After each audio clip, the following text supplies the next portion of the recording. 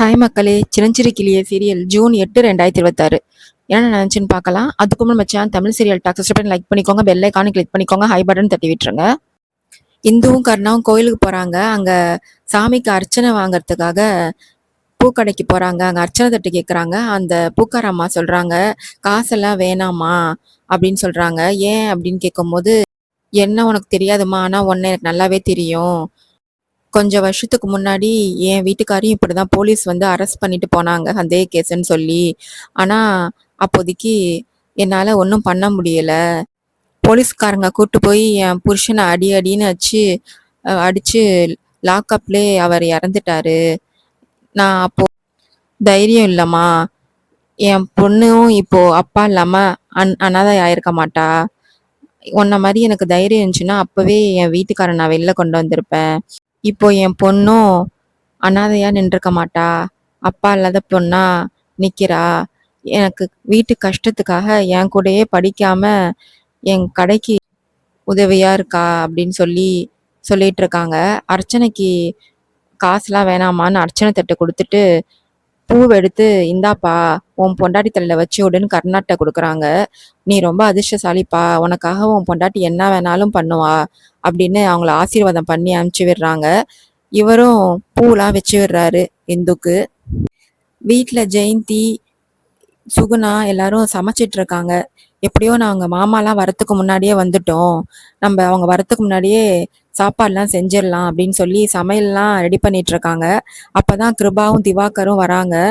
கார்ல இருந்து இறங்கி வந்ததுக்கு அப்புறம் அவன் சொல்றான், திவாகர், திருமலை பாத்தீங்களான்னா அந்த இந்துக்கு நம்ம வச்சே நம்ம ஆள் செட் பண்ணி அந்த கர்ணாவை வெளில கொண்டு வர மாதிரி பண்ணிட்டா. இந்த தடவை அவ தான் ஜெயிச்சுட்டா அப்படின்னு சொல்லும் போது இவன் வந்து எனக்கு அதெல்லாம் கூட பிரச்சனை இல்லை அப்படின்னு கிருவா சொல்றான். நம்ம வீட்டு பொம்பளைங்க என்ன தைரியம் இருந்தா கோர்ட்டு படி ஏறி வந்திருப்பாங்க, அதுதான் என்னால தாங்க முடியல அப்படின்னு உள்ள சொல்லிட்டு போயிட்டு இருக்கும் போது அங்க கேக்குறாரு கிருபா அப்பா, எங்கடா கருணா வரலையா அப்படின்னு கேட்கும் போது, என்ன எப்பத்தாலும் கருணா கருணாட்டு இருக்கீங்க திவாகர் சத்தம் போடுறாங்க அப்பாவை. ஆமா, உங்க அண்ணன் வந்து உயிரோட இருக்கான்னா அவன் தான் காரணம், அவன் தான் உங்களுக்குலாம் காவல் தெய்வமா இருக்கான், உங்களுக்கு ஒண்ணுதான் அவன் தான் முன்னாடி வந்து நிப்பான், அப்படிப்பட்டவன் எனக்கு முக்கியம்தான் அப்படின்னு சொல்றாரு. அவன் என்ன உங்க பையனா அப்படின்னு கேட்கும்போது, ஆமா என் பையன்தான் அப்படின்னு சொல்லிடுறாரு. உடனே மறைக்கிறாரு கிருபா. அப்போ சொல்றாரு, உங்களுக்கு ஏதாச்சும் ஒண்ணுன்னா அவன் தாண்டா வந்து நிப்பான், அதனால தாண்டா அவனை எனக்கு நான் ரொம்ப பிடிக்கும் அப்படின்னு சொல்றதுனால அமைதியாயிடுறானுங்க. சுகுணா கிருபாக்கு தண்ணி கொண்டு வந்து தரா. தண்ணிய தட்டி விட்டு எல்லா பொம்பளைங்களும் இன்னும் 5 நிமிஷத்துல என் முன்னாடி வந்து நிக்கணும் அப்படின்னு கிருபா ஆர்டர் போடுறான். உடனே எல்லாரும் முன்னாடி வந்து நிக்கிறாங்க. எல்லாத்தையும் இந்த கோர்ட்டுக்கு யாரு சொல்லி நீங்க வந்தீங்க, யாரு தைரியம் கொடுத்தா உங்களுக்கு அப்படின்னு எல்லாரையும் கேட்டுட்டு இருக்கும்போது எல்லாரும் அமைதியா இருக்காங்க. நீயா நீயான்னு சொல்லி சித்ராவை கேட்கறான். இல்லைன்னு சொல்லிடுறா. உடனே ஜெயந்தியை கேட்கவும், இல்ல மாமா நான் எதுவும் சொல்லலை அப்படின்னு சொல்லிடுறா. உடனே லாஸ்டா சுகுணாவை கேட்கவும் சுகுணா வந்து சொல்றாங்க, ஏதோ தெரியாம பண்ணிட்டோம் அப்படின்னு சொல்லும் போது ஓங்கி பலார்னு அற விடுறான். இந்த வீட்டு வழக்கம் என்னன்னு தெரியும்ல, நீங்க இந்த வீட்டோட ரூல்ஸ் என்னன்னு தெரிஞ்சே நீங்க இது மாதிரி நடந்துட்டு இருக்கீங்களா, உங்களுக்கு என்ன தைரியம் இருக்கணும், என்ன மீறி இந்த வீட்டோட ரூல்ஸ்லாம் நீங்க மதிக்காம இருந்தீங்கன்னா உங்களெல்லாம் இந்த வீட்லயே காலை உடைச்சி ஓரமா உட்கார வச்சிருவேன் அப்படின்னு திட்டிட்டு இருக்கான். அப்பதான் விசில் அடிச்சுக்கிட்டே இருக்கு அடுப்புல. குக்கர் விசில் அடிக்கவும் சுகுணா திரும்பி பாக்குறாங்க. அப்போ என்ன உங்களுக்கு ரொம்ப வர வர ரொம்ப தைரியம் அதிகமாயிடுச்சு அப்படின்னு சொல்லி திட்டிகிட்டே இருக்கான். அப்போதான் ஜெயந்தி போய் ஆஃப் பண்ணலான்னு போகும்போதும் இவன் முறைக்கவும் நின்னுடுறாங்க. உடனே நல்லா 5-6 விசில் வருது. வந்ததும் வெடிச்சிருது குக்கரு. உடனே மாமா குக்கர் வெடிச்சிருச்சு அப்படின்னு ஜெயந்தி சொல்றா.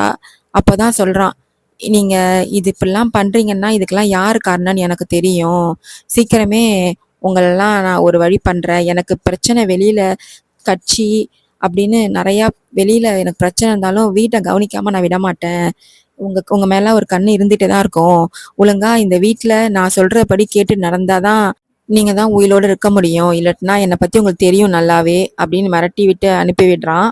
அங்க கோயில்ல சாமி கும்பிட்டு இருக்காங்க. அர்ச்சனாக்கு சாமி கிட்ட தட்டு கொடுக்குறாங்க ஐயர்கிட்ட. அப்பதான் இந்து அவங்க பேரு அவங்க நட்சத்திரம் சொல்றாங்க. கர்ணா கேட்டா கர்ணாவுக்கு தெரிலன்னு சொல்லிடுறான். என்னப்பா அப்படின்னு கேக்குறாரு. இல்ல எனக்கு தெரியாது அப்படின்னு சொல்லிடுறான் கர்ணா. கர்ணாவோட பேரு ராசி நட்சத்திரம்லாம் அவனுக்கு தெரியல. ஆனா கிருபாவோட நட்சத்திரம் ராசி, திவாகர் நட்சத்திர ராசிலாம் சொல்லி அவனுங்களுக்கு அர்ச்சனை பண்றதுக்கு சாமிகிட்ட சொல்றான். இதெல்லாம் இந்து பார்த்துட்டு, "நீ திருந்தவே மாட்ட" அப்படின்னு மனசுக்குள்ளே திட்டிட்டு இருக்கா. வீட்ல தீனதயாளன் இருக்கார்ல, கிருபா அப்பா. அவர் வந்து, "என்னம்மா இன்னும் கருணா வரல? இன்னைக்கு கருணாக்கு புடிச்ச மாதிரி சாப்பாடுலாம் செஞ்சு வைங்க. பாயாசம், வடை பாயாசம்லாம் செஞ்சு வைங்க" அப்படின்னு சொல்லும்போது, சுகுணா முழிக்கிறா. "என்னம்மா?" அப்படின்னு கேட்கும்போது, "இல்லம்மாம்மா, இப்பதான் இவரு இவ்ளோ திட்டிட்டு போயிருக்காரு. அவர மீறி இப்ப நம்ம ஏதாச்சும் செஞ்சா திட்டப் போறாரு" அப்படின்னு சொல்லவும், "நான் பாத்துக்கிறேன்ம்மா. இத்தன வருஷமா உனக்கு என்ன எப்பம்மா அவன் மரியாதை குடுத்துருக்கான் பொண்டாட்டின்னு? அவன விடுமா" அப்படின்னு சொல்லி, "நீ வந்து கருணாக்கு பிடிச்சதெல்லாம் செய்யுமான்னு" சொல்லிட்டு போறாரு. கோயில்ல இவங்க சாமி கும்பிட்டுருக்காங்க. அர்ச்சனை பண்ணி முடிச்சதும். அப்பதான் ஒரு லேடி போறாங்க. அவங்கள்ட்ட ஐயர் சொல்றாரு, "நீங்க இன்னைக்கு சுமங்கலி பூஜை கோயில்ல நடந்துச்சு. இந்தாப்பா இந்த குங்குமத்த அவங்க உங்க பொண்டாட்டிக்கு வச்சு விடுங்கன்னு" அந்த லேடி குடுக்குறாங்க. அந்த குங்குமத்தையும் வச்சு விடுறாரு கருணா. அதுக்கப்புறம் 2 பேரும் உட்காந்து பேசிட்டு இருக்காங்க கோயில்ல. "நீ ஏன் இப்படி இருக்க?" அப்படின்னு சொல்லி இந்து கேட்டுட்டு இருக்கா. "உன்னோட ராசி நட்சத்திரம் கேட்டா, நீ உங்க அண்ணனோட ராசி நட்சத்திரம்லாம் சொல்ற. எதுக்கு அவங்கள இன்னும் வந்து நீ வந்து நம்பிட்டு இருக்க?" அப்படின்னு கேட்டுட்டு இருக்கும்போது, "எனக்கு ஒண்ணா எங்க அண்ணனுங்க வந்து நிப்பாங்க. உனக்கு புரியாது" அப்படின்னு சொல்லும்போது, "அப்படின்னா எதுக்கு வந்து வீட்ல உன்னை தம்பின்னு நினைச்சா அவங்க கீழ தரையில உட்கார வச்சு சாப்பாடு போடுறாங்க. அப்புறம் திவாகர் உன்னை கண்டமேனிக்கு திட்டும்போது கிருபா அண்ணன் பார்த்துட்டு அமைதியாவே இருக்காரு. இதெல்லாம் உன்னை தம்பின்னு நினைச்சா அவங்க இப்படிலாம் பண்ணுவாங்களா? நீ தான் அவங்கள அண்ணனா நினைக்கிற.